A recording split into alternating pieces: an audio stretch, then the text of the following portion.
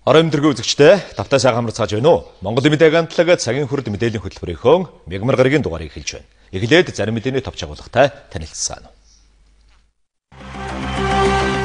Засгийн газрын бүрэлдэхүүнийг 16 сайттай байхаар төсөл орууллаа. Ховдын дулааны 2 дугаар станцыг улсын комисс хүлээж авлаа. Засгийн газар 2014 оны улсын төсвийн төслөөн эргүүлэн татлаа. Үйл хөдлөх хөрөнгийн зах зээл дээр хашаа байшингийн борлуулалт нэмэгдэжээ. Нэн ховор эмийн ургамлыг үндсээр нь түүж гадныханд зарсан хэрэг гарсан байна. Хотод нэн төрөнд хамгаалалтанд авах шаардлагатай түүхэн дурсгалтад 8 барилга бий.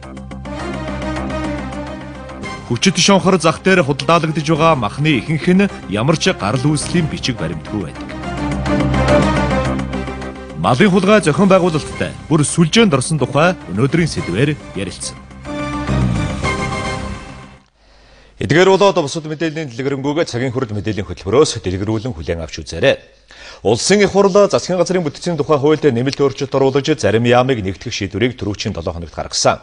Тухайн шийдвэртэй уялдуулан засгийн газрын бүрэлдэхүүний тухай хууль болон зарим хуульд нэмэлт өөрчлөлт оруулахаар хэлэлцэж эхлээд байна. Одоо төрийн байгуулалтын байнгын хорооны хуралдааны мэдээллийг үзэгчдэд хүргье.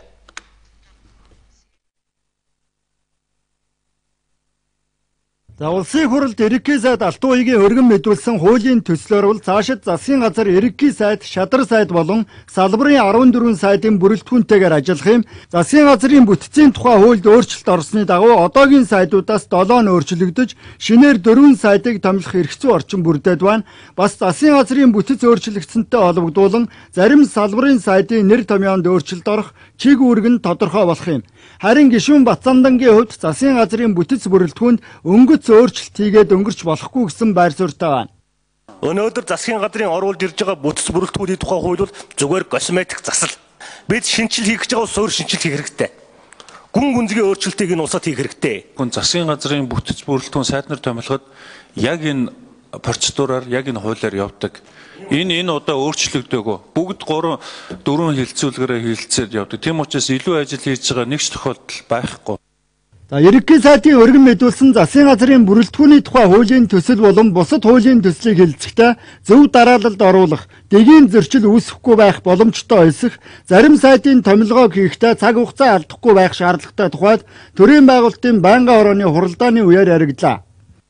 Ер нь бол бүтэц бүрэлдэхүүний асуудал бол улсын их хурлаар өмнө нь бол ерөөсөө хамт л гардаг байсан. Тэгээ одоо нэг бүтэц баталчаал тэгээ бүрэлдэхүүн гэдэг ингээ 8 онцч. Ер нь бүтэц батлагдсан 10 сарын 7-ны өдрөөс эхлээл ер нь тоолох ёстой. Миний зүгээр хувийн бодол бол одоо яаралтай 2 дугаар хилцүүлэх гэхэд хүмүүсээ оруулж ирээч. Ерөнхий сайд угаасаа заавал нам эвслээс асуухгүйгээр сайд томилох эрх бас нээлттэй байж байгаа шүү дээ. Тэгээ одоо энэ асуудлаа хэлцээ шийдэх хэрэгтэй шүү дээ. Нэг их сүртэй хууль зөрчиж гсэн юм шиг юм ярьцгаагаал байх. Хаана байгаа тэр зөрчил нь бүтцийн бодлоод өгсөн тэрэнд чинь таасан бүрэлдэхүүнд ороод ирсэн байна шүү дээ.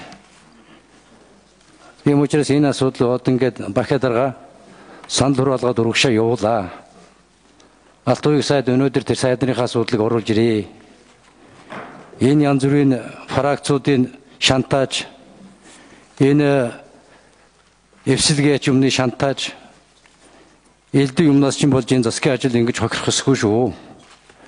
Арай хитэрч шүү дээ. Бидэнд бол одоо 2015 оны улсын төсвийг батлах цаг хугацаатай хойшлуулж болохгүй хуулиар хугацаа заасан ийм одоо тулгамдсан асуудал байна. Ийм үед бид бол одоо хэдэн суудлын яриад бүтцийн өөрчлөлтөд шийдэж чадахгүй ингээд цаг алдах нь бол улсад ч хэрэггүй, бодлого тодорхойлогчид төрийн түвшээд та бидэнд ч хэрэггүй. Тэм учраас энэ асуудлыг хурдан шийдэх хэрэгтэй. Засгийн газрын бүрэлдэхүүний тухай хуульд нэмэлт өөрчлөлт оруулах, засгийн газрын шинэ бүтцтэй холбогдуулан зарим хуулийг өөрчлөх нь зөв гэж төрийн байгуулалтын байнгын хорооны гишүүдийн олонх нь үзэж байна.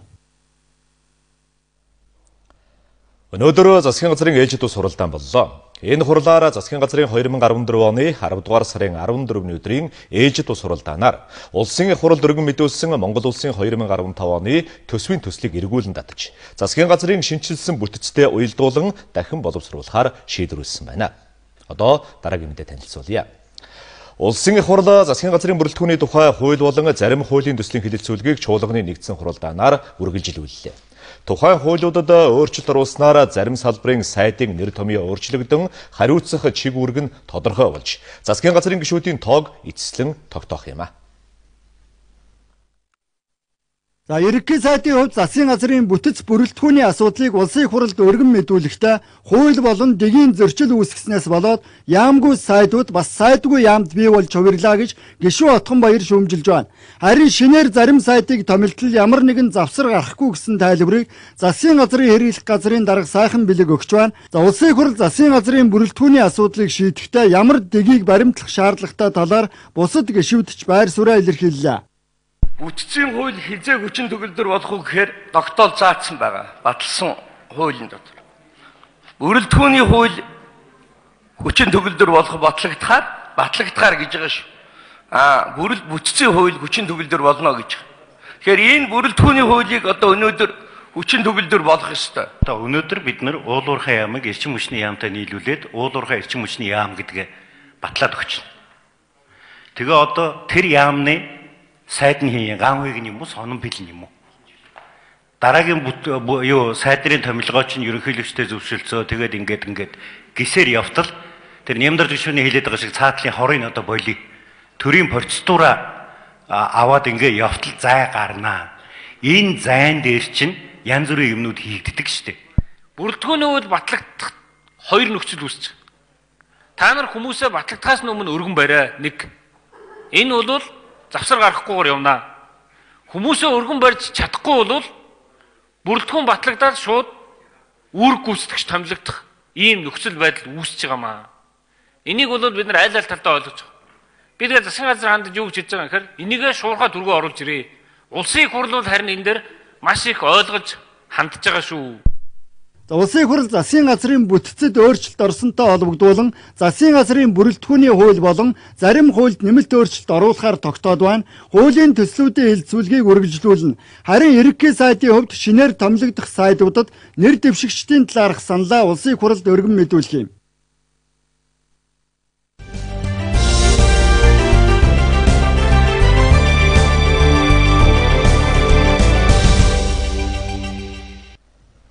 Цагийн үртэй хамтдаа баярлалаа.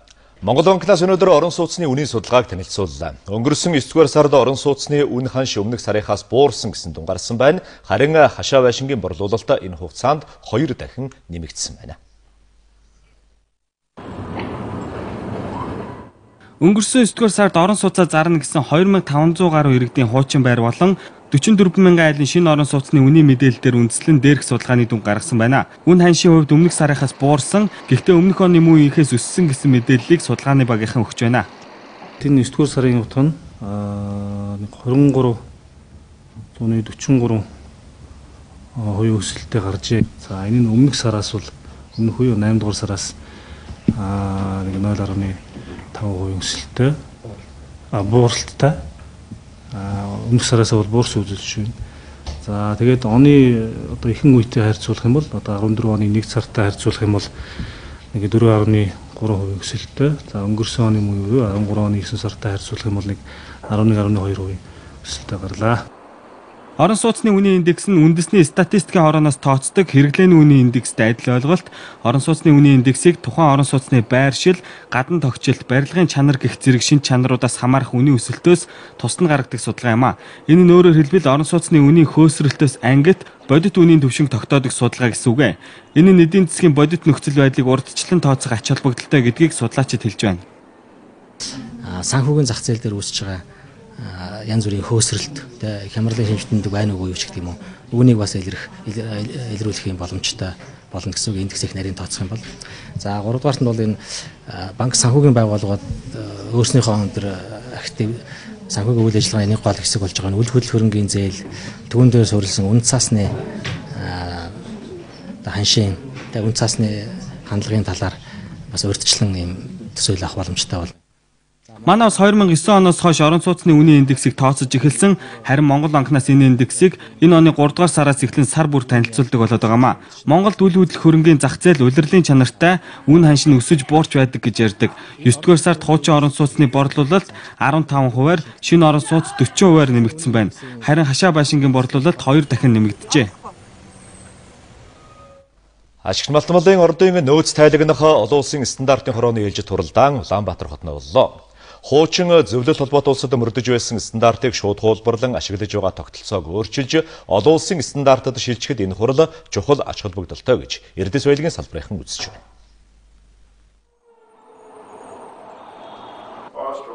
Өнөөдөр Эрдэс баялагын салбарын тулгамдсан асуудлын нэг бол олон улсын шаардлагад нийцсэн хөрөнгийн зах зээлтэй уялдсан нөөц тайлагнах систем ангилалтай болох явдал юм а. Монгол улсын Эрдэс баялагын мэргэжлийн зөвлөл ашигт малтмалын нөөц тайлагнах олон улсын стандартын хороотой хамтран ажиллах санамж бичгийг 2011 онд байгуулсан байна. За Улаанбаатар хотноо болж байгаа энэ удаагийн олон улсын хурал Монгол улс хатуу ашигт малтмалын нөөц баялагын ангиллаа олон улсын стандартад хүрэхэд чухал түлхэц олно гэж үзэж байна. Бол төрөөс Эрдэс баялагын салбарт баримтлах бодлого батлагдсан байгаа. Энэ бодлогын одоо гол зорилго нь бол газрын хэвлэлд байгаа энэ асар их баялгаа яаж эдийн засгийн эргэлтэнд оруулах уу, санхүүгийн эргэлтэнд оруулах уу, хэрхэн ажлын байр бий болгож одоо олон улсын хөрөнгийн зах зээлээр гарах вэ гэсэн ийм зорилт байгаа. Тэгэхээр одоо энэ байгууллагад элсэн орчноор Монгол улсын геологчд бол энэ 75 жилийнхаа ойн босгон дээр дэлхийн одоо хамгийн орчин үеийн одоо хамгийн сүүлийн үеийн энэ хүлээмжлэгдсэн аргачлалыг бол хүлээнж авч байгаа. За манай улс хуучин тогтолцооны үед хойд төршийнхаа хатуу ашигт малтмалын нөөц баялагын ангиллыг шууд хуулбарлан ашигт малтмалын нөөцөө тогтоож ирсэн байна. Олон улсын одоо нөгөө хөрөнгийн зах зээл дээр Монголын одоо ашигт малтмалын нөөцийг арилжаал хувьцаа гаргахад энэ маш чухал үүрэг оройлтой. Одоо бид чинь манай Монголын чинь зарим ордууд одоо Австралийн Жорк стандартаар, Канадын нөгөө 4301-ээр ингээд бодогдоод явж байна шүү дээ.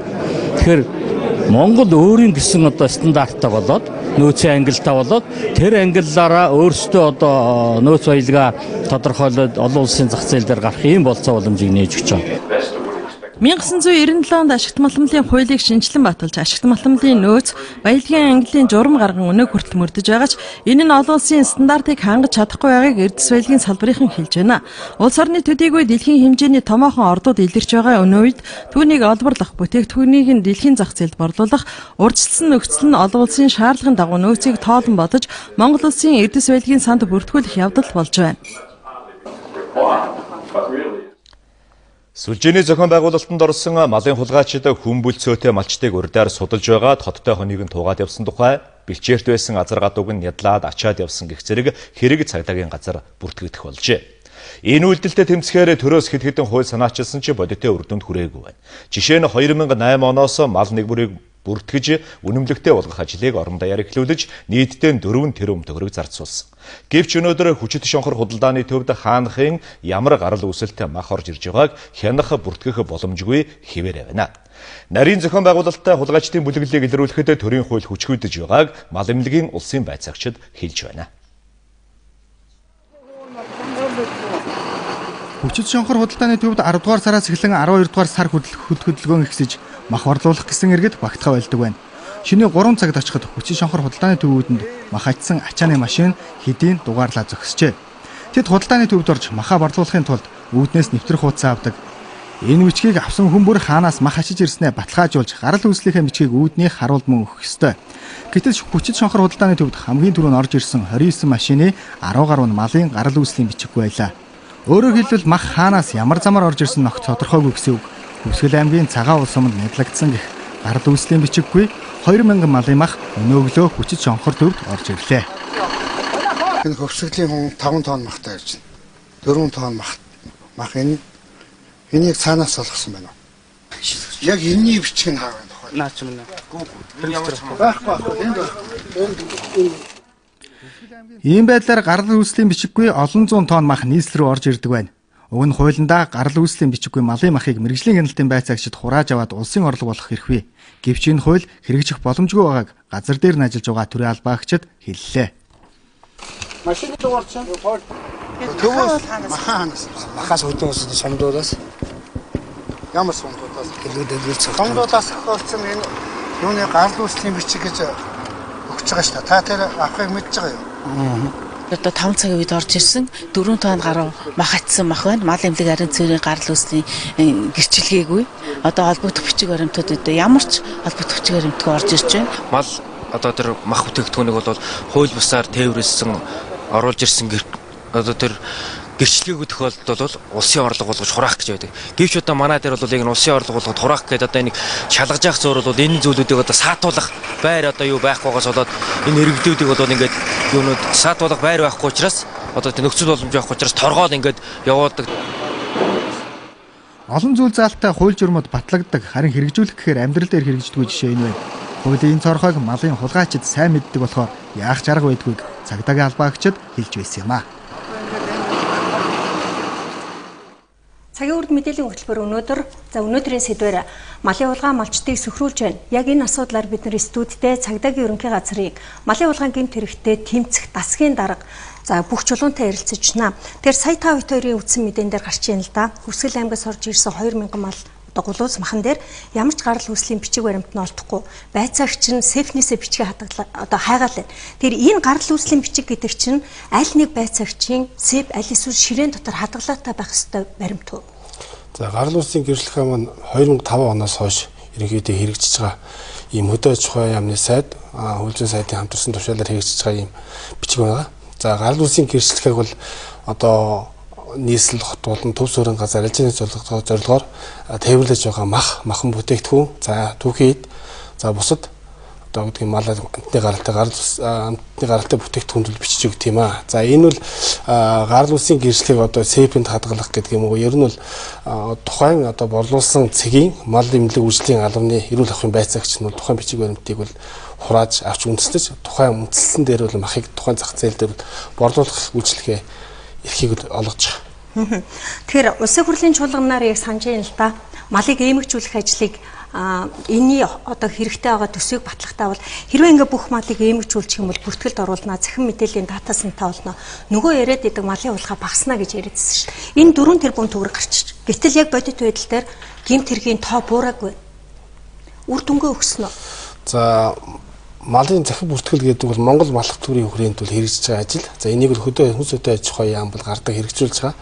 За ер нь бол мал бүртгэх чиглэлээр үйл ажиллагаа явуулж байгаа юун дотор бол малын улаан гэмт хэрэгтэй тэмцэх гэсэн бол тодорхой хэсэг байгаа боловч одоогоор бол цагдаагийн байгууллагатай уялдаад үр дүнд хүрээд одоо ингээд явж байгаа юм бол алга байна. За эхлэл төдий өөрөөр хэлбэл цагдаагийн байгууллагт мал хулгайлах гэмт хэрэгтэй тэмцэх чиглэлээр энэ санг яаж ашиглах юм бэ? За энэ санд одоо бүртгэгдсэн мал алдагдсан тохиолдолд ямар үйл ажиллагаа явуулах юм бэ гэсэн ийм асуудлыг бол тэгвэл одоо яах ёстой вэ? Бид нар аргаа өөрчлөх ёстой юм биш үү? Хөрөнгө мөнгө нэмээд төсөвлөд байдаг. Тэгсэн хэрнээ үр дүн гардаггүй. За ер нь бол бид нар бол ингэж харж байгаа. Нийт одоо мал хулгайлах гэмт хэргийн магадгүй 90% нь бол зөвхөн махыг хүнсэн тэрглэх зорилгоор, хүнсэн нийлүүлэх зорилгоор бол малыг хулгайлж байгаа. Тийм учраас арилж чадах зорилгоо. Тийм учраас бол энэ чиглэлээр асуудлаа, ажлаа нэлээд чамбаруулах хэрэгтэй юм байна. Ялангуяа гарал үүслэхийн гэрчлэгийг захин байдлаар бүрдүүлэх. За энэ захин байдлаар хяналт тавьснаар бол үүдгийн төвшин дээр байгаа мах, за тухайн гарал үүслийн гэрчлэгээ дээр нь одоо үүдээ захин санд байгаа мэдээллүүд аль ч орчинд тулж идэг. Өөрөөр замын цагдаагийн постн дээр ч юм уу, Дэнжин мянган зах дээр ч юм уу, имэйл зах дээр ч юм уу ингэ тулж идэг ийм орчин бүрдүүлснээр бол яах аргагүй малын улаан гэмт тэргийг арилжааны зорилгоор ингэ нийлүүлж байгаа хэсэг бол тодорхой хэмжээнд саарна гэсэн ийм дүгнэлтийг цагдаагийн байгууллага хийгээд байгаа. Одоо өнөөдөр Улаанбаатар хотоос орох гарах бүх товчууд дээр хяналтын пост ажилладаг л да. Байцаагч ирээл машиндаа юу айцсан бичиг баримт нь байгаа юу гэж шалгадаг. Гэхдээ яг үндэ одоо хулгай малын мах хотод орж ирж гин гэдгийг хэн чадж байгаа юу? За энэ бол бас харьцангуй ойлголт. Ягаад гэвэл бол малыг бол одоо юу гэдгийг амьд ахуйгаар нь ч гэдэг юм уу, мах чиглэлээр нь төвшин дээр тээвэрдэг гэдэг юм. Энэ асуудал бол бас нэлээд одоо хомигдсан. Ер нь бол нэлээд тийм далд хэлбэрт за юу гэдгийг ачааны ч гэдэг юм уу, суудлын машинд энэ төр тээвэрлж байгаа юм асуудал байна. Ер нь бол гол асуудлыг бол бид нар бол постн дээр байж байгаа үгдгийн цагдаагийн ажилтан мэргэжлийн хяналтын ажилтнууд үүрж байгаа шүү дээ. За дараагийн нэг асуух ёстой асуудал бол өнөөдөр хөдөө орон нутагт ажиллаж байгаа байцаагч нар яг үүндээ хулгай хийгээ явж байгаа хүмүүсээсээ унж байгаа машин, хэрэгжилж байгаа, бусад ашиглаж байгаа техник хэрэгслийн хувьд харьцангуй сул байна л да. Жип машинтай очиж хулгай хийж байгаад өнөөдөр орон нутагт ажиллаж байгаа сумын төлөөлөгч бараг зарим суманд моциклтэй одоо унаагүй тим төлөөлөгч маш олон байдаг. Тэгэхээр энэ бас яг малын хулгайн гэмт хэргийг цаг тухайд нийлрүүлэхэд одоо саад бэрхшээл болж байгаа юу? За яг үнэхээр тийм. Ер нь малын хулгайн гэмт хэрэг маань бол шалах гэд нэлээд төвөгтэй. За доор хайжил нэг 100 орчим километр явдаг ч юм уу. Хүн төмөнтэй уулзсан. Тэгээд одоо юу гэдгийг ардаас нь одоо хол орон нутаг газар явж хэргийг шалах шаардлагатай болгоо да. Тэгэхээр юу гэдгийг зөвхөн одоо тээврийн хэрэгсэл гэлтгүй бензин шатхуунаас ахуулаад ингээд хүндрэлтэй асуудууд байж өнөөдөр юу гэдгийг суманд үйл ажиллагаа явуулж байгаа цагдаагийн галах багшууд бүгд ийм өсөл боломжоор хангагдсан гэхэд бол үнэхээр тийм боломж байхгүй байна. За энийг бол бид нар бас одоо гэдгийг өргөдлийн байнгын хороо за мал улаалт гэмтрээс усан сэргийлэх ажлыг дэд зөвлөл гэдэг гэх мэт байгууллага дээр бас ярьж байгаа. Та яг энэ хэрэг дээр сүүлийн 10 гаруй жил ажиллаж ил тэ бодит байдлыг маш сайн мэднэ. За одоо тэгвэл бүх одоо мэдээллийг дата баз үүсгээд цахим хэлбэр шилжүүлье. Товчоон дээр бүх хүнсний захууд дээр за дээрэс нь одоо танаа дээр мэрэгжлийн элтийн газар ерөөсөө нэг цонхоор тэг бүх мэдээлэл авдаг болыг энэ ажлыг хийхэд маш их хөрөнгө хэрэгтэй юу?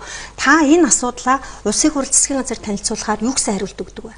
За бид нар бол одоо юу гэдгийг нэг юм нэмэт хэлэхэд малын улаан гэмтэгтэй тамхи тасаг маань бол энэ 9 сард байгуулагдсан байгаа. Тэгэхээр энэ асуудлыг бол 50 явж байгаа. Өөрөөр хэлбэл энэ нэгдсэн санг бүрдүүлээд тэр захин сангаараа одоо гэдэг замын цагдаагийн пост, тэр сумын хэсгийн төлөөлөгч, тэр мал эмнэлгийн үржлийн байцаагч, тэр хяналтын байцаагч, малын эмч гэдэг бүх мэдээллүүд нэг одоо гэдэг дорд цуглаад энэ мэдээллүүдийг нэг цонхоор авч идэг ийм орчийг бүрдүүлэхийн төлөө цагдаагийн байгууллага санаачлал гаргаад явж байгаа. Улаанбаатар хотод хяналт сул байгаа учраас яг энэ хулгай гараад байна гэдэгтээ санал нэгтгэв маш товчхон хариулт. За ер нь бол хяналтыг бол тодорхой хэмжээнд тавьж байгаа. Гэхдээ бид нар одоо гэдгийг бүх одоо гэдгийг те махан бүтээгдэхүүн үйлдвэрлэж байгаа газар, махан бүтээгдэхүүнээр бүтээгдэхүүн хийж байгаа газар бол хяналт тавьж чадахгүй. Ялангуяа одоо гэдгийг Улаанбаатар хот руу нэвтэрч орж байгаа зам харилцаан дээр бол үнэхээр бүрэн одоо автоматжуулсан камержуулсан хяналтын систем бүрэн бүрдсэн гэхэд бол өчигдөр тоталтай байна. За баярлалаа.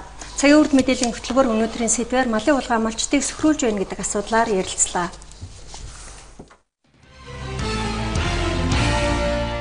Манай улсад мөрлөгдөж байгаа арбитрийн тухай хуулийг нэгдсэн үндэсний байгууллагын олон улсын худалдааны эрхийн комиссийн загвар хуульд тулгуурлан 2003 онд боловсруулсан байдаг. Харин энэ загвар хуулинд 2006 онд орсон нэмэлт өөрчлөлтүүдийг Монгол улсын арбитрийн тухай хуулинд тусгах хэсэг асуудлаар өнөөдөр төр хувийн хэвшлийнхний нээлттэй хэлэлцүүлэг боллоо. Загвар хуулинд шинээр оруулсан өөрчлөлтүүд нь хэрэг маргааныг шийдвэрлэх үйл явцад томоохон ахиц гаргана гэдгийг өнөөдрийн хэлэлцүүлгээр ярьсан байна. Авилгыг илрүүлэх түнтэй тэмцэхэд хараат ус иргэний нийгмийн байгууллага болон хэвлэл мэдээллийн гүйцэтгэх үүрэг сэдвэт сургалтыг Монголын хэвлэлийн хүрээлэнгээс зохион байгууллаа. Энэ сургалтыг Transparency International-ыг үүсгэн байгуулагч тус байгууллагын зөвлөлийн дарга доктор Петр Айг нь удирдан явууллаа. Тэрээр эдийн засгийн хөгжил ба засаглалын салбарт олон жил ажиллаж, дэлхийн засаглалыг сайжруулах санаачилгааг удирдан авилгын эсрэг тэмцлийг явуулж байсан юм. Нийслэлийн иргэдийг жилийн 4 улиралд сүү цагаан эдэгээр хангах фермер эрхлэгчид жижиг дунд үйлдвэрлэлийн зээлд хамрагдах боломжтой боллоо. Нийслэлийн хэмжээнд 5 тэрбум төгрөгийн зээлийг фермер эрхлэгчид өрхийн жижиг дунд үйлдвэрлэлд эрхлэгчдэд олгохоор болсон байна. Зээлийг энэ сарын сүүлээс олгож эхлэх бөгөөд үйлдвэрлэгчдэд очихоо 5 тэрбум төгрөгийн зээл нь 5 жилийн хугацаатай жилийн 5% хүүтэй байх юм.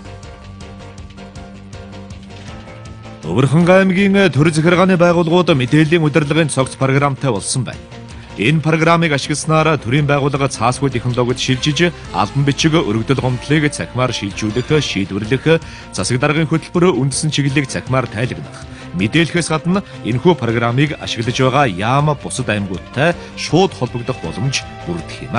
Дээрх програмыг Eblesoft компаниас худалдан авсан эхний ээлжинд аймгийн засаг даргын хамгийн газар Хилтэс агентлагууд 10 ихэр сумын засаг даргын хамгийн газар зэрэг байгууллагуудад нийт 55 хэрэглэгч туршилтаар нэвтрүүлээд байна. 2015 онд аймгийн хэмжээний бүх сумд агентлагуудыг тус програмд нэгтгэх юм. Хөвсгөл аймгийн төв Мөрөн хот энэг жилийн жилээс хүүхдүүдэд зориулсан нийтийн тээврийн үйлчилгээтэй болсон байна. Энэ жил тус аймаг хүүхдэд ээлтэй аймаг болох зорилт тавьсан. Энэ зорилтын хүрээнд аймгийн төвөөс 60 сая төгрөгийн санхүүжилт гаргаж, дунд оврын 2 автобус худалдаж авчээ. Дээрх автобуснуудаар аймгийн төвөөс аслагдсан багуудын 100 гаруй хүүхдүүдэд зорчиж байна.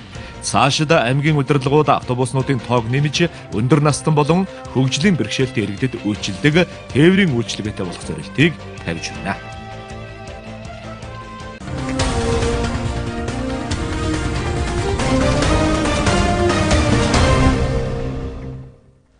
Хөтөлбөрийн дараагийн хэсэгт анхаарлаа хандуулцгаана уу. Одоо үзүүлэх мэдээллийг орон нутгаас бэлтгэлээ. Жилийн жилд зутруухан өвлждөг ховдчууд энэ жил хүйтнээс айхгүй дулаахан өвлжих боломжтой болсон тухай таатай мэдээ байна. Жил гаруй өмнөөс Ховд аймгийн төвдөр баригдаж байгаа дулааны 2 дугаар станцын барилгын ажил эхэлж байсан бол энэ оны 10 дугаар сарын 13-ны өдөр тус станцыг үйл ажиллагаагаа явуулж болно гэж эрчим хүчний яам албан ёсоор зөвшөөрч ашиглалтанд хүлээн авлаа. Энэ станц ашиглалтанд орсноор аймгийн төвийн нийт хэрэглэгчдийн 40%-ийг дулаанаар хангах юм. Хотжилтгүйн амын төвлөрөлд олон хүчин зүйлээс шалтгаалan Ховд аймгийн дулааны хуучин станц нь хит ачаалтай ажиллаж, эд хүүтний уйлдралд хөлдөөхгүй халаахгүй гэсэн зарчмаар хэрэглэгчд нь зутруухан үйлждэг байсан. Тэгвэл 42 мегаваттын хүчин чадалтай Ховд дулааны 2 станцыг Монгол Эрчим засвар компани нийтдээ 13 тэрбум төгрөгөөр жилийн хугацаанд байгуулж ашиглалтанд хүлээлгэн өгч байна. 11 дугаар сарын 1-ний хүртэл бид нэр проектын нүүрс буюу одоо стандартын фракс шаардсан юм нүүрсээ төлөж энэ зуухнуудынхаа гормыг тохируулах юм үйл ажиллагаа үлдэж байна. Ингээд одоо улсын комисс ингээд үндсэндээ станцыг ашиглах зөвшөөрөл бол албан ёс одоо бүрэн хэмжээгээр өглөө. Ховд дулааны 2 станц энэхүү ашиглалтанд орсноор 50 гаруй ажлын байр орон нутаг шинээр бий болж байна. Үүнээс гадна өмнө ажиллаж байсан дулааны бадамлах төл компани ачаал багасж, хэрэглэгчид байгууллагад очих халаал дулаан сайжрах боломж бүрдэнэ. Дулааны станц ашиглалтанд орсноор Ховд аймгийн одоо өмнө тулгамдж байсан одоо орон сууц, төрийн төсвийн байгууллагуудын одоо орон байрны халаалтны асуудал одоо нэг талдаа үндсэндээ шийдэгдэнэ гэж ингэж найдаж байгаа. Хуучин дулааны станц маань одоо бас хэвийн үйл ажиллагаатай явж байгаа учраас нийт хэрэглэгчдийнхаа 60%-ийг нь хангана. Шинэ дулааны станц бол үндсэндээ 40%-ийг ингээд хангаад явах бүрэн боломж бүрдэж байна гэж ингэж ойлгож байна. Ховд аймгийн шинэ станцыг барьж байгуулахад орон нутгийн Алтай мөнгөд мөнх түшиг компаниуд, Улаанбаатар хотын Energy Tech компаниуд зөвлөх үйлчилгээ үзүүлэн ажилласан.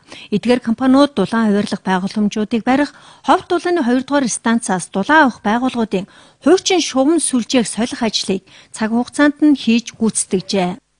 Эмнэлэг 6 дугаар сургууль, 6 дугаар цэцэрлэг, 9 дугаар цэцэрлэг, гандан гэсэн одоо 3-4 дулаанжуулах төвийн үйл ажиллагаа хэвийн явж эхэлж байна. Тэгэхээр зэрэг энэ дээр нэг хүндрэлтэй асуудлууд байгаа. Манай хотод дулаануудад ялцсан бодлоор дамжуулж өгч байгаа. Тэгэхээр ялцсан бодлоор дамжуулахын тулд бол хэрэглэгчийн одоо шугам шүлжээ бол цэвэр байх ёстой. Энэний үндсэн дээр бүх хэрэглэгчийг бол шугам шүлжээг нь бид угаасан байх ёстой. Одоо үйл ажиллагаанд бүрэн чигдэрч хэвийн ажиллах хүртэл тодорхой хугацаа шаардлагатай гэдгийг албаны хүмүүс тодтогч байсан. Ийхүү шинэ дулааны станцтай болсноор энэ аймагт орон сууцны барилгууд шинээр олноороо баригдах, үүнийг дагаад хотыг чиглэсэн эхнүүдэл саарах, аж ахуй нэгжүүд үйл ажиллагаагаа өргөтгөж, энэ хэмжээгээр шинэ ажлын байр бий болох. За эмнэлэгт хэвтэж байгаа өвчтнүүд, мөн хүүхдүүд сургууль цэцэрлэгтээ даарч хөрөлгүй явах гээд аймгийн хөгжилд олон давуу талыг авчирна гэж үзэж байна. Монгол улсын ерөнхийлөгч Захиагийн элбэг дөржийн бүгд найрамд Австри улсад хийж байгаа албан ёсны ажил эхэлсэн байна. Одоо манай сурвалжлагчийн ирүүлсэн мэдээллийг үзэгчдэд хүргэе. Монгол улсын ерөнхийлөгч Захиагийн элбэг дөржийн бүгд найрамд Австри улсад хийж байгаа албан ёсны ажлаас Монголын медиа агентлаг сурвалжилж байна. За энэ ажлыг хүрээнд тус улсын ерөнхийлөгч Хайнц Фишертэй албан ёсны уулзалт хийхээс гадна хоёр улсын бизнес эрхлэгчдийн эдийн засгийн форумд хоёр улсын ерөнхийлөгч оролцох юм а. За мөн Вен хотноо байрладаг нэгдсэн үндэсний байгууллагын салбарт төв болох мансууруулах бодис гэмт хэрэгтэй тэмцэх тусгай албан удирдлагуудаа Монгол улсын ерөнхийлөгч албан ёсны яриа хэлцэл хийх юм байна. Дэлхийн сонгодог урлаг уран барилга өвлийн спортын их нутаг болсон Австрийн нийслэл Вен хотын төв талбайд тус улсын ерөнхийлөгч Фишер ерөнхийлөгч элбэг дөржийг өгтөн авлаа. Хоёр орны хооронд 1963 онд дипломат харилцаа тогтоож өнгөрсөн онд 50 жилийнхэн тэмдэглэсэн.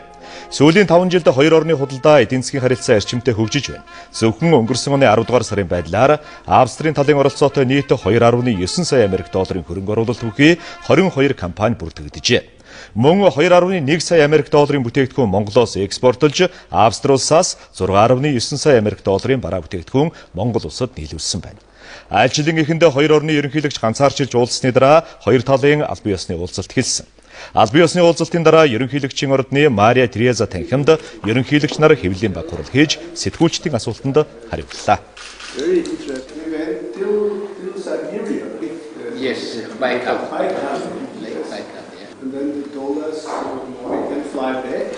Манай хоёр орны хооронд хамтарч ажиллах салбарууд маш их боломжтой салбарууд байгаа. Энэ бол эрчим хүч, хөдөө аж ахуй, аялал жуулчлал, боловсрал, мөн соёлын салбар гэж одоо нэрлэж болох юм аа гэж бодож байна.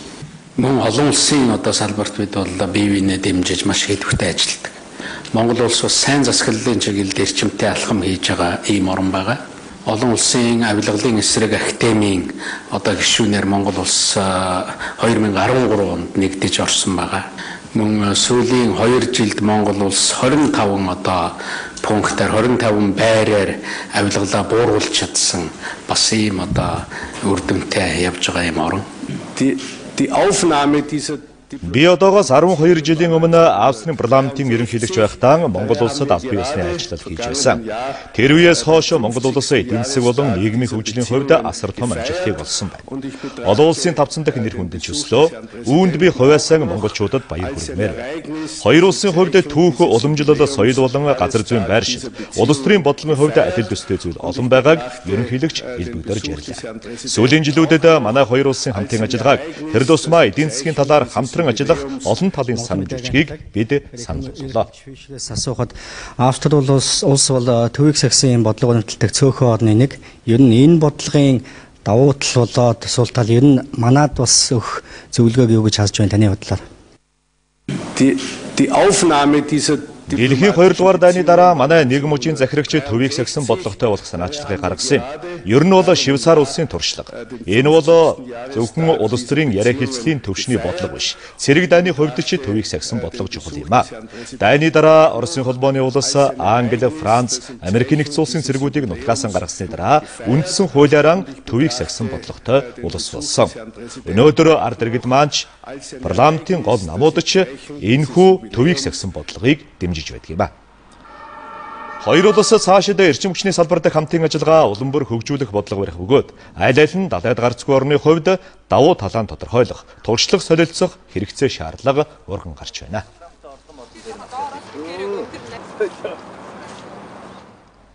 Энэ сард Улаанбаатар хот байгуулагдсны түүхт 375 жилийн ой болно. Ой тэмдэглэх нэг хэрэг. Гэхдээ түүх дурсгалын өв соёлоо хамгаалж үлдэх өөр гэдгийг түүх соёлын үнэт төвүүд устдах аюулд ойрхон байгаа тухай сурвалжилгаараа бид хөндөж байна. Түүхийн бодит гэрч болсон Монголын анхны гих тодотголтой барилга байшингуудаа хамгаалалтанд авах үгээс болоод соёлын өвөд нэг нэгээр устдаж байгааг мэрэгжилтнүүд хэлж байна. Анхны их дэлгүүр, их сургууль, эмийн сан, анхны холбооны барилга, засгийн газрын ордон, богдын зуны ордон гээд олон түүхэн барилгыг яаралтай хамгаалалтанд авч цаашид түүх дурсгалын бодит жишээ болгон үлдээх ёстой гэдгийг хэлж байна. За нийслэлийн нутаг дэвсгэр дээр хамгаалах шаардлагатай түүхэн дурсгал барилгуудын талаар бид сурвалжиж байна. За миний ард бол Монгол улсын боловсролын их сургууль харагдаж байна. Анх 1927-оос 1929 оны хооронд баригдсан 90 орчим жилийн өмнө баригдсан энэ барилга бол өмнө нь бол Монгол улсын засгийн газар 16 жил энд байрлаж байсан. Маршал Чойвалсан сууж байсан гэдэг утгаараа бол түүхэн дурсгалт барилга гэж үзэж хамгаалтанд авах шаардлагатай гэж үзэж байгаа юм. Яг үүнтэй адилхан 8 барилга бий. За тэнд бол зарим нь бол хууль зөрчижсэн үйл ажиллагаа явуулж байна. Дотор нь мөн балгас болцсон, нуран голчсон тал бий. За мөн одоо хууль зөрчигдөж түүхэн дурсгалт гэдэг утга нь бол алдагдж байгаа олон асуудал бий гэдгийг бол хэлж байгаа юм. Ингээд ямар барилгууд байгааг одоо үзье. Засгийн газрын ордон байсан энэ барилгыг хамгаалж түүх соёлыг таниулах ёстой юм байна. Харин энэ бол зориг сангийн байр. Энд анх Монгол улсын их сургууль байжээ. Нэг ёсондоо анхны их сургуулийн барилга за хамгаалтанд авах шаардлагатай. Харин энэ бол их хүрээний анхны 2 давхар чулуун барилга. 1902 онд баригдсан энэ барилгад барон Унгар нь түр хугацаагаар амьдарч байсан түүхтэй. Одоо энд монгон имлэг үйл ажиллагаа явуулдаг байна. Хамгаалтанд авах мөн шаардлагатай. Бидний харж байгаа дараагийн барилга бол Ленин клуб. 1929 онд баригдсан энэ барилга тухайн үедээ л соёлын томоохон төв байжээ. Одоо энд худалдаа үйлчилгээний газрууд түрээсэлдэг. Мөн л хамгаалах шаардлагатай гэж үздэг. За энэ бол 11 дахь ерөнхий сайд Жигжиж Жавын амьдарч байсан байшин. 1920 онд баригдсан хангар дордны хажуухан дугаа энэ барилгыг хамгаалтанд аваагүй өдөө өржээ. За энэ бол анхны Европ эмийн сангийн барилга. Харин энэ бол Монголын анхны их дэлгүүр кино театрын барилга. Одоо Христийн сүм байрладаг байна. 1910 оны энэ барилгыг хамгаалтанд авах ёстой гэж үздэг. Урт цагаанд байдаг энэ барилга бол анхны шар дэлгүүр. Одоо ч шар дэлгүүр гэгдэг энэ барилга 1936 онд баригдсан хамгаалтанд заавал оруулах ёстой энэ барилгад эмийн сан ажилладаг байна. За энэ бол Монголын анхны холбооны барилга. 1913 онд баригдсан энэ барилгыг 4 жилийн өмнө нийслэлийн хамгаалтанд авсан ч өнөөдөр ресторан, кафе, хүнсний дэлгүүр ажилладаг. Соёлын өв дотор согтууруулах хундаагаар үйлчилдэг. Энэ бол хууль зөрчсөн үйлдэл байна. За энэ мэтэр дээрх барилгууд түүхийн хуудаснаас арчигдах аюул ойрхон байгааг хэлж байна. Зарим одоо бизнесийн байгууллага, зарим одоо хувь хүний эрх ашиг юмсан газрын 8-нд өртсөн ийм асуудал байгаа. За ингээд маш олон байшгуудыг л ингээд яг мэддэхгүйгээр ч юм уу те ингэж нураагдсан байгаа. Дурсгал гэдэг нэрийн дор өөр ингээд хамгаалахгүй, хариуцах эзэнгүй ийм болгоцсон. Тэгэхээр энийг бол цааш яах талаар бид нэр ярилцах ёстой. Соёлын өвийг хамгаалах тухай хуулийн дагуу өмнө нь 12 түүхэн дурсгал барилгыг хамгаалтанд авчээ. Одоо хамгаалтанд авах шаардлагатай 8 барилга бий. Хамгаална гэдэг нь хатуу гэрээгээр иргэн аж ахуйн нэгжид ашиглуулна гэсэн үг. За өмнө нь хууль зөрчигчид түүхэн дурсгал барилгуудыг нураасан хэрэг хэд хэдэн удаа гарчээ. Тухайлбал Чавсангийн байшин, зүүн хүрээний нууц өвлөгмийн байр, богдын зуны ордон байхгүй болсон жишээ бий. Ер нь цаашдаа түүхэн барилгуудаа яаж хамгаалах вэ? За өнгөрсөн 5 дугаар сараас эхэлж шинээр мөрдөгдөж байгаа соёлын өвийн тухай хууль гарсантай холбогдуулан түүх соёлын дурсгалт үл хөдлөх хөрөнгүүдийн хамгаалтын гэрээг шинжилэн хийх ажил явагдаж байгаа. Нэгдүгээрт мэдээж сэргээн засварлах, хэвэнд нь байлгах, эвдэрч гэмтлээс хамгаалах гэсэн үндсэн ойлголт байгаа. Тэгээд дотор нь явуулж байгаа үйл ажиллагаа маань ямар байх ёстой вэ гэдэг дээр хүртэл чиглэл гаргаж байна. Монголын түүхийг хойч үеийнхэн таниулах эдгээр барилгууд бол түүхийн бодит гэрч, бас хотын өвөрмөц өнгөдөрхөө. Түүхэн барилга, хөшөө дурсгал, газар гээд нийтээ 170 гаруй түүхэн өв соёл Улаанбаатарт байдаг байна. Цаг хугацаа өнгөрөх тусам үнэт ордог өв соёлдоо хайн хандвал устдах аюул ойрхон байдгийг бусад орны гашуун дуршлаг бидэнд сургамжуулахыг энэ удаад сурвалжиллаа. Төрийн банк Монгол банкны албан ёсны зөвшөөрөлтөөр олон улсын GCB картын төлбөрт үйлчилгээг манайд анх нэвтрүүллээ. Ингэснээр манай улсын иргэд 190 гаруй оронд GCB картаар үйлчлүүлэх боломжтой болж байна. Энэ картны үйлчилгээ найдвартай өндөр нууцлалтай болохыг Төрийн банкнаас танилцуулж байна. Бид аль нэг улс руу явахдаа мөнгөнд нэмэхдээ заавал солиулдаг. Тэгвэл одоо ингэх шаардлагагүй болсныг Төрийн банкныхан танилцуулж байгаа юм. Жишээ нь олон улсын үйлчилгээний карттай болсноор бид Японд очиод өөрийнхөө улс оронд байгаа юм шиг картаар үйлчилгээ хийх боломжтой. Тэгэхээр Төрийн банк бол харилцагчтай бид дөрвөн үндсэн зорилт төвшүүлэн ажиллаж байгаа. Нэг нь бол харилцагчтай хамгийн сайн үйлчилгээ үзүүлдэг банк байна гэсэн зорилго төвшүүлж байгаа. Тэгэхээр хамгийн сайн үйлчилгээтэй банк байхын тулд харилцагчтай олон төрлийн сонголт өгөх шинэ бүтээгдэхүүнүүдийг хүргэж явах ёстой гэж үзэж байгаа. Тэгэхээр бид цахим төрлийн одоо олон төрлийн бүтээгдэхүүнийг харилцагчтай хүргэж байгаагийн нэг нь бол картын бүтээгдэхүүн байгаа. Энэ карт дээр бол бид үндэсний T картаас ахсуулээд олон улсын виза картыг Төрийн банк дамжуулан хүргэж байна. Өнөөдөр GCP картыг одоо харилцагчтай хүргэе хангалттай банк болж байна. Энэ картыг 1961 онд анх үйлдвэрлэж 1981 оноос эхлэн олон улсын хэрэглээнд нэвтрүүлсэн. Одоогоор 190 орны 27 сая иргэн манай картыг ашиглаж байна. Бидний хамгийн сүүлд гаргасан тооцоогоор 85 сая картыг үйлдвэрлэж гаргасан байгаа юм а. Одоо Монгол улсын иргэд бидний хийсэн картыг хэрэглэнэ гэж бодохоор баяртай байна. Монгол Японы эдийн засаг идэвхжиж байгаа энэ үед банк санхүүгийн үйлчилгээг хамгийн түргэн шуурхай, найдвартай гүйцэтгэх боломж бүрдэж байгааг тэрхийлж байлаа. Энэ нь хоёр улсын итгэлцэл, харилцааг улам бэхжүүлэхэд чухал хувь нэмэртэй гэж тэд үзэж байна. Одоо үзэгчдийн анхаарлыг дэлхийн мэдээнд хандуулъя. Энэ өдрүүдэд бүгд найрамдах Хятад улсын төрийн зөвлөлийн ерөнхий сайд Ли Кэцян Оросын холбооны улсад ажиллал хийж байна. Хоёр орны засгийн газрын тэргүүн нарын 19 дахь удаагийн уулзалтын үеэр эрчим хүч худалдаа, банк санхүүгийн салбартаа хамтын ажиллагаагаа өргөжүүлэх 40 орчим гэрээнд талууд гарын үсэг зурсан байна. Ингэснээр Орос Хятадын хамтын ажиллагаа дараагийн шатандан орлоо гэж талууд онцолж байна. Мөн ирэх 2020 он гэхэд хоёр орны худалдааны эргэлтийг 200 тэрбум Америк долларт хүргэхээр зорж байна. Өнгөрсөн 5 дугаар сард Оросын холбооны улс бүгд найрамд Хятад ард улсад 30 жилийн хугацаатайгаар байгалийн хий нийлүүлэх гэрээнд талууд санал нэгдсэн юм. Тодруулбал жилд 38 тэрбум куб метр байгалийн хийг 30 жилийн хугацаагаар нийлүүлэх нөхцөлтэй хэрэгжих 400 тэрбум Америк долларын гэрээнд гарын үсэг зурж байсан. Харин энэ удаагийн уулзалтаар энэ зөвшөлтслийг баталгаажуулсан гэрээнд гарын үсэг зурсан юм.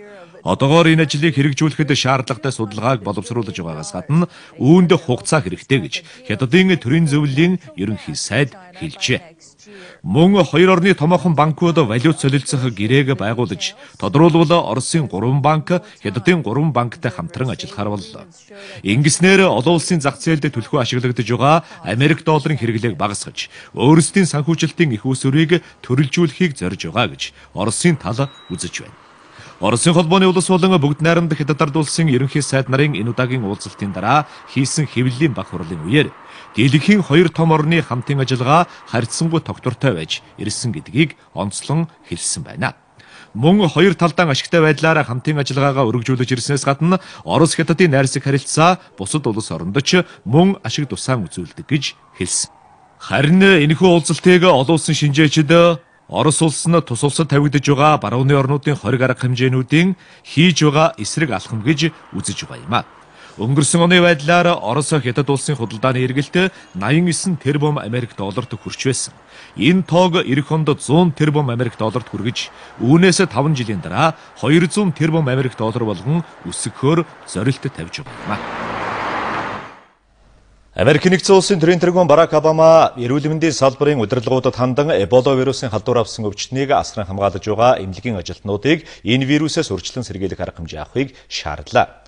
Тодруулбал Техаст Эбола вирусын халдвар авсан хүнийг эмчилж байсан эмнэлгийн ажилтан халдвар авсан хэрэг гарсантай холбогдуулан улсаан уг өхлийн вирусээс хамгаалахын тулд яаралтай арга хэмжээ авахыг цагаан ордноос мэдэгдэж байна. Энэ үеэр мөн эрүүл мэндийн үйлчилгээний газар болон халдвар төвчний хяналт урьдчилан сэргийлэх газрын удирдлагууд тус мэдэгдэл хийлээ. Америк нэгдсэн улсын хэмжээнд эрүүл мэндийн ажилтнуудын Эбола вирусын талаарх мэддэг мэдээллийг сайжруулах, тэдэнд зориулсан сургалтыг зохион байгуулж эхэлснээс гадна аюулгүй байдлыг чангатгаж эхэлсэн гэж мэдэгдсэн байна. Мөн энэ асуудлын хүрээнд Барак Обама нэгдсэн үндэсний байгууллагын ерөнхий нарийн бичгийн дарга Бан Ки Мун болон Францын төрийн тэргүүн Франсуа Олландтай утсаар ярилцжээ. Талууд Эбола вирусын тархалт эрчимжиж байгаа Африкийн баруун нутагт үзүүлэх олон улсын нийгэмлэгийн туслалцааг нэмэгдүүлж, тусламжийг шуурхай хүргэхийн зэрэгцээ эмнэлгийн тоног төхөөрөмжийн тоог нэмэгдүүлэх асуудлаар санал нэгдлээ. Одоогоор Африкийн баруун нутагт вирусын халдвар авсан өвчтнүүдийг эмчилж байгаа эмнэлгийн 400 гаруй ажилтны тал хувь нь амь насаа алдсан байна. Мөн олон улсын ашигын бус байгууллагууд Африкийн баруун нутгаар халдвар авсан иргэдэд үзүүлэх эрүүл мэндийн тусламжийг нэмэгдүүлэх зорилгоор хандивын аян эхлүүлээд байна.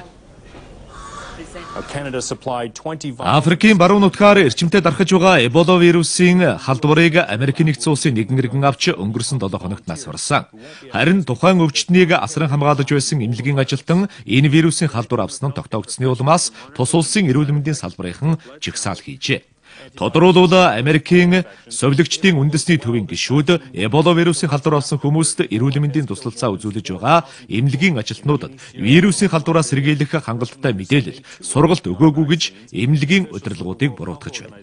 Энэ үеэр мөн тус төвийнхэн 750 гаруй эмнэлгийн 2000 орчим совилогчдын дунд судалгаа явуулсан тухай хэлсэн байна. Судалгаанд хамрагдагчдын 85% нь Эбола вирусын халдвар авсан өвчтнийг хэрхэн эмчлэх талаар хангалттай мэдээлэлгүй байсан гэж дүн гарсан байна.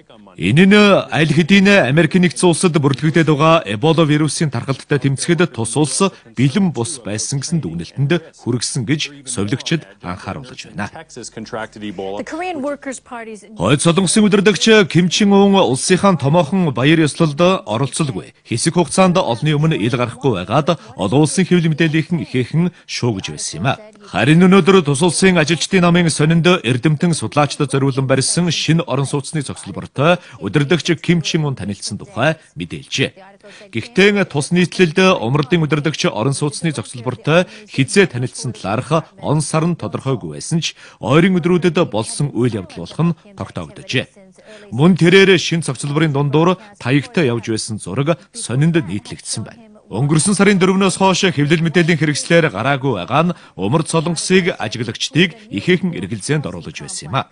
Магадгүй залуу удирдагчийн биеийн байдал нь таагүй муу байна гэсэн таамаглалыг ажиглагчид дэвшүүлж байна. Хонконгийн ерөнхий захирагчийг сонгох 2017 оны сонгуулиар нэр дэвшигчийг шууд удирдлагаас сонгох хятадын шийдвэрийг цуцлахыг шаардаж байгаа жигсагчид одоогоор хотын төв гудамж талбайг эзлэн эсэргүүцлэн илэрхийлсээр байна. Харин өчигдрөөс эхлэн цагдаагийн албан хаагчид жигсагчдад хандан аль нэг гудамжийг нь чөлөөлөхийг шаардсан. Үүнийг нь жигсагчид эсэргүүцсэн цагдаагийн хүчнээс өөрсдийгөө хамгаалахын тулд тусгай хаалтуудыг гудамж талбайд байрлуулж эхэлжээ. Гэвч цагдаагийн албан хаагчид тэдгээр хаалтуудыг нурааж, жигсагч олныг цуглаанаа үргэлжлүүлэх хэрэгтэй ч гудамж талбайг чөлөөлөх ёстой гэсэн шаардлага тавьсаар байна. Жигсагчид засгийн газрын байрны ойролцоо орших санхүүгийн гол төв гудамж мөн худалдааны төвд байрлах гудамжийг хаан жигссаар байна.